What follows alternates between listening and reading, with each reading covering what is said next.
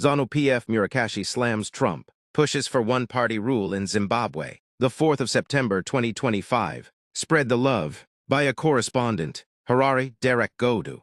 A prominent member of the Zanu PF-affiliated Murakashi 4ED social media network, has launched a scathing attack on former U.S. President Donald Trump, claiming his rise to power exposed the inherent weaknesses of Western democracy. In a statement issued Wednesday, Godu said Trump's ascendancy was not an example of democratic strength, but rather a symptom of a system driven by spectacle, emotional populism, and blind loyalty, rather than honesty, wisdom, and the pursuit of the common good. He further argued that Trump's chaotic presidency highlighted the vulnerability of Western institutions, where elite failures and public misjudgment can undermine the very values they claim to uphold. Drawing comparisons, Godu praised China's governance model, describing it as rooted in reason, discipline, and meritocracy. For Zimbabwe, he said the lesson is clear.